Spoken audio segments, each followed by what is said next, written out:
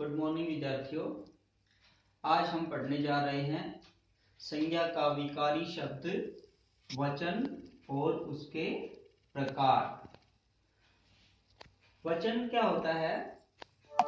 वचन का अर्थ होता है संख्या।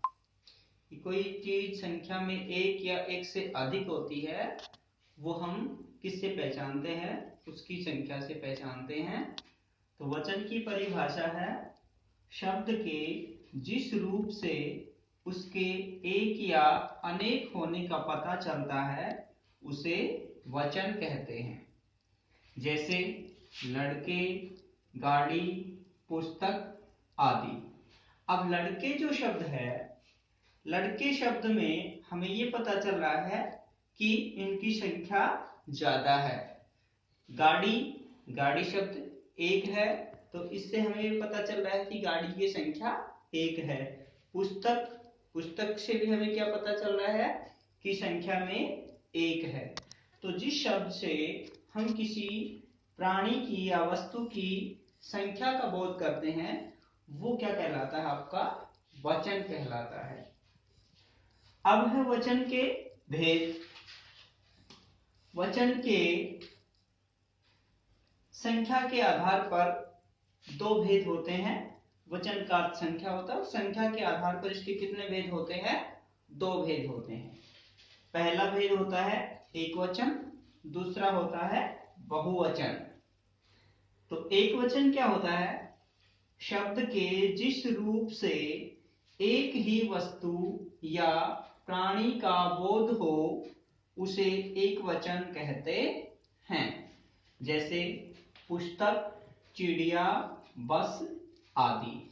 ये तीनों ही उदाहरण किसके हैं? एक वचन के हैं। यदि हम इसका बहुवचन करेंगे तो ये संज्ञा शब्द जो है ये बदल जाएंगे। जैसे बहुवचन पढ़िए। बहुवचन क्या होता है? शब्द के जिस रूप से एक से अधिक प्राणियों या वस्तुओं का बोध हो उसे बहुवचन कहते हैं। जैसे पुस्तकें, चिड़िया, गाड़ियां, बसें, पक्षी वृंद आदि। अब पुस्तकें और पुस्तक दोनों में अंतर क्या है? पुस्तक एक ही संज्ञा को दर्शाता है और पुस्तकें बहुत सारी पुस्तक की संज्ञाओं को दर्शाता है। इसलिए ये एक वचन है और ये बहुवचन है। ऐसे ही चिड़िया शब्द जो था वो एक वचन, और चिड़िया जो होती हैं वो बहुत सारी होती हैं। ये क्या है? बहुवचन। गाड़ियां भी कैसी होती हैं? बहुत सारी संख्या में ज्यादा होती हैं, इसलिए बहुवचन। बसें ये भी संख्या में ज्यादा होती हैं, ये बहुवचन। यानी कि एक से अधिक होना क्या होता है? बहुवचन। और संख्या में एक होना क्या होता है? एक वचन।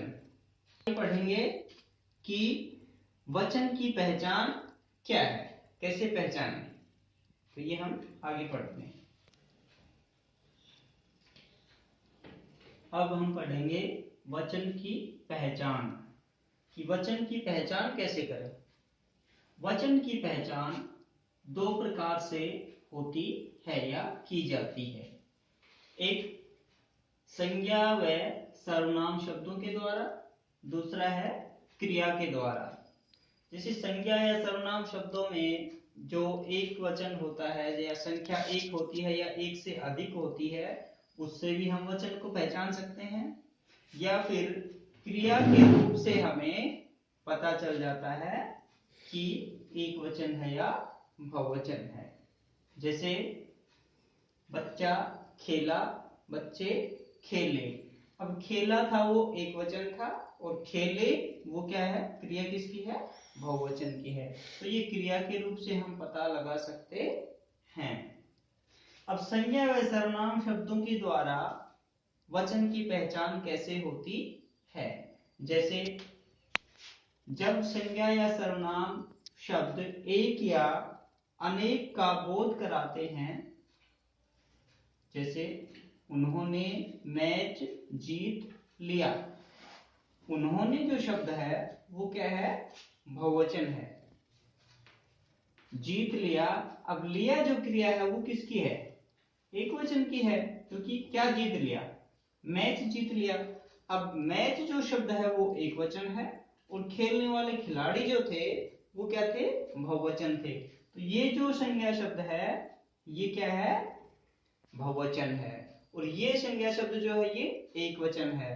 तो मैच जो एक वचन है तो क्रिया इसके अकॉर्डिंग आई तो क्या आई, लिया। अब लिया जो क्रिया है वो किसकी है, एक वचन की, और उन्होंने जो शब्द है सर्वनाम शब्द जो है वो क्या है, बहुवचन है। ऐसे ही अनिल खेल रहा है, अब अनिल जो शब्द है वो क्या है, एक वचन है।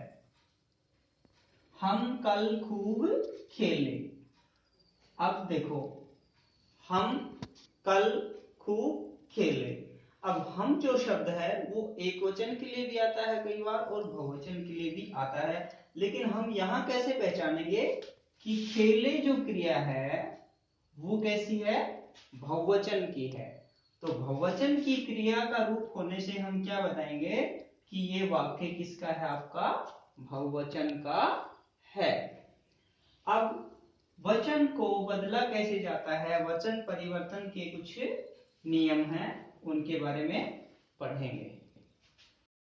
अब हम पढ़ेंगे वचन परिवर्तन के नियम, कि वचन कैसे बदलते हैं और कौन से नियमों का पालन करना होता है। जैसे ए के स्थान ए लगाकर, लगा कर, जैसे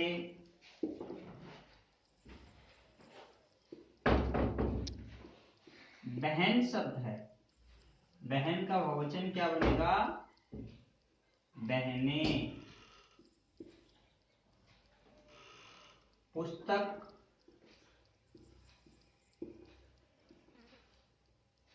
पुस्तक का क्या बनेगा,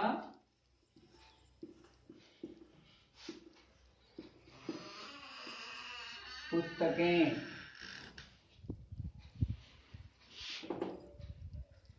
कलम,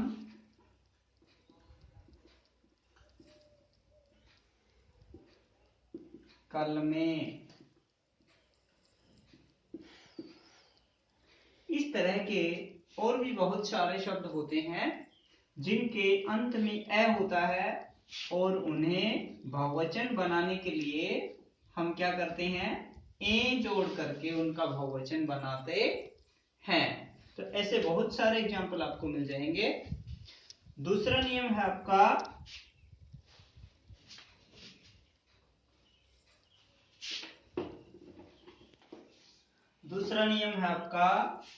आ के स्थान पर, आ के स्थान पर ए लगाकर, ए लगा कर, जैसे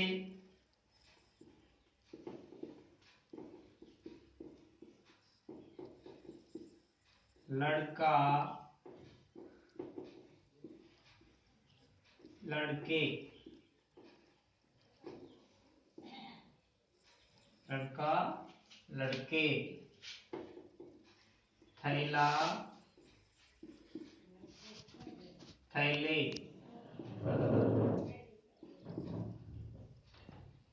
ठेला, ठेले।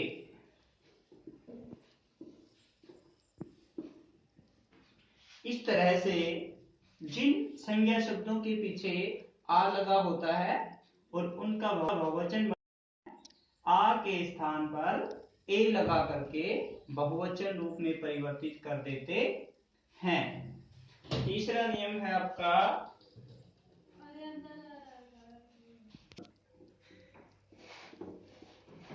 आ के स्थान पर ए लगाकर, ए लगा कर, जैसे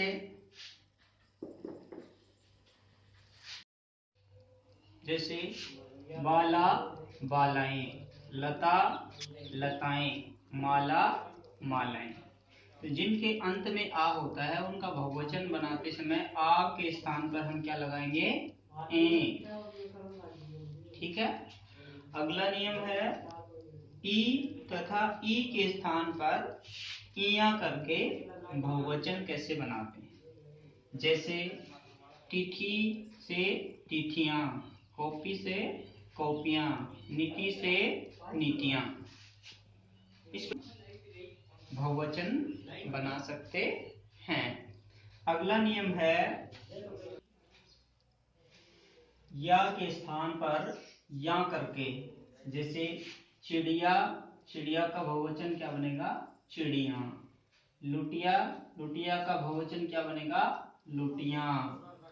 ऊ तथा ऊ के स्थान पर ए करके, जैसे बहु, बहुएं, वस्तु, वस्तुएं। इस प्रकार से हम बहुवचन बना सकते हैं।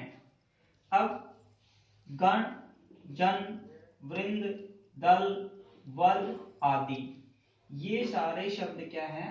बहुवचन सूचक शब्द हैं। यानी कि ये शब्द जिसके साथ लग जाएंगे वो शब्द क्या बन जाएगा? आपका बहुवचन बन जाएगा। जैसे छात्र है एक वचन और छात्रगण क्या है? बहुवचन। गुरु एक वचन, गुरुजन बहुवचन। शिक्षक एक वचन और शिक्षक वृंद बहुवचन। इसी तरह से दल से टीडी दल बन सकता है। वर्ग से भी आपका बहुवचन बन सकता है। जैसे शिक्षक वर्ग, अध्यापक वर्ग, इस तरह के शब्द हम बना सकते हैं। एक नियम और है आपका, अगला नियम है संबोधन शब्दों में ओ लगाकर। जैसे हम किसी को बुलाते हैं तो वहां पे हम क्या करते हैं? संबोधित करते हैं। तो संबोधन, जिन शब्दों को हम संबोधित करेंगे उनमें ओ लगा करके बहुवचन बनाया जाता है। जैसे बहनों और भाइयों। जैसे हमारे नरेंद्र मोदी जी प्रधानमंत्री जी बोलते हैं बहनों और भाइयों, तो वो हमें क्या कर रहे हैं? संबोधित कर रहे हैं। तो उसी प्रकार से संबोधन शब्दों में ओ लगा करके भी हम बहुवचन बना सकते हैं। जैसे बहन बहनों, भाई भाइयों, छात्र छात्रों आदि। वचन बदलने के कुछ अन्य नियम इस प्रकार हैं।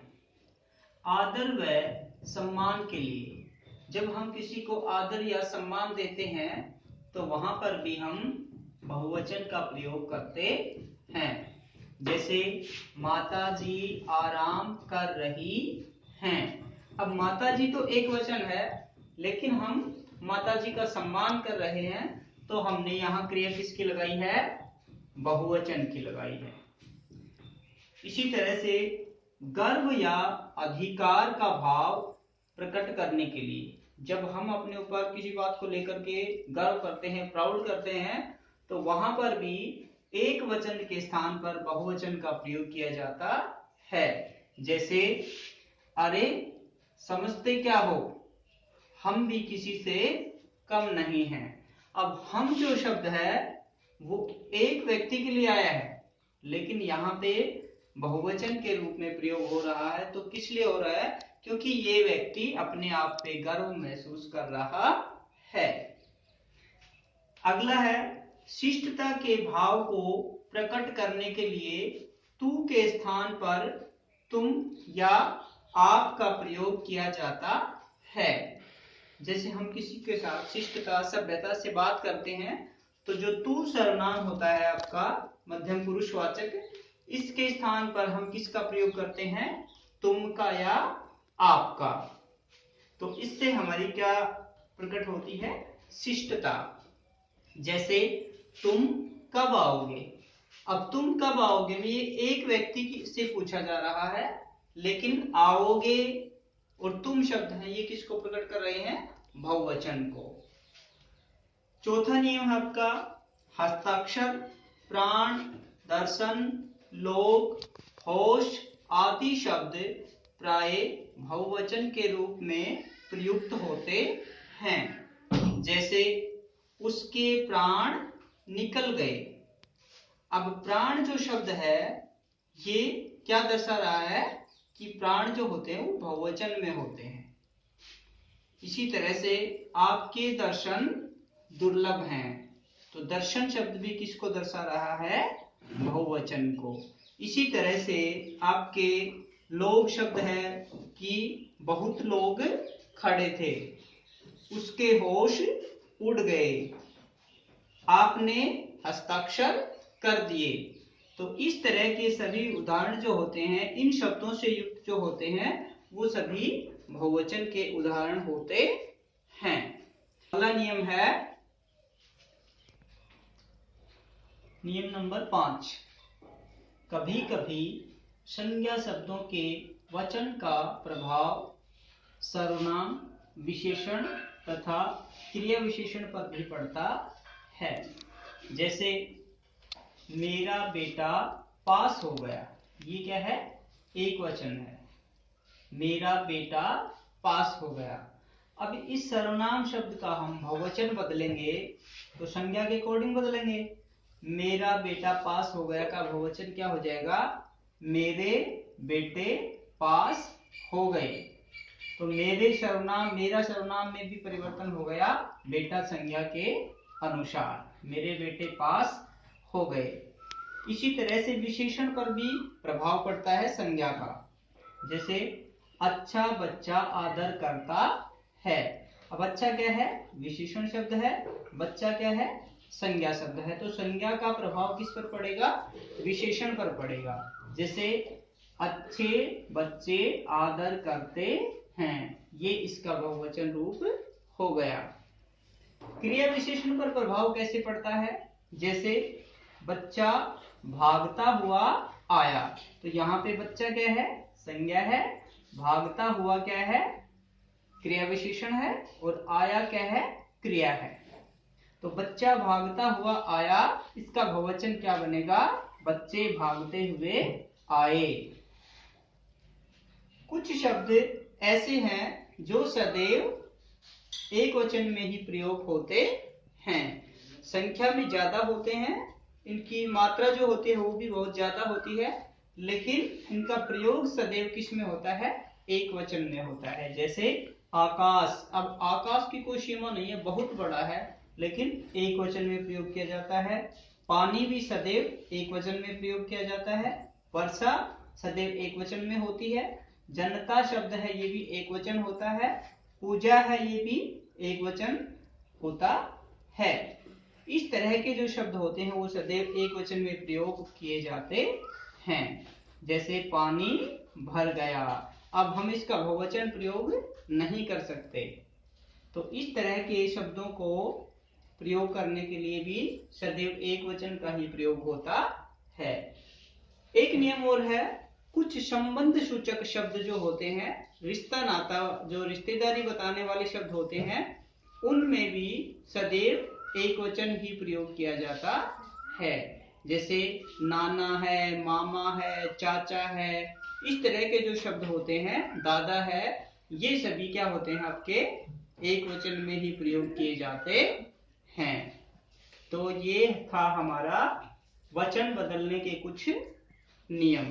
तो आज के इस टॉपिक में हमने पढ़ा वचन किसे कहते हैं, वचन के प्रकार कितने होते हैं, और वचन बदलने के नियम क्या होते हैं, कौन से शब्द बहुवचन होते हैं और कौन से शब्द सदैव एक वचन में होते हैं। तो आशा है आपको ये वीडियो पसंद आई होगी और आपने इससे बहुत सा ज्ञान प्राप्त किया होगा। तो इस वीडियो में देखी हुई सभी नियम और डेफिनेशन आप अपनी नोटबुक में राइट डाउन कर लेंगे। मिलते हैं अगले वीडियो में, तब तक के लिए नमस्कार।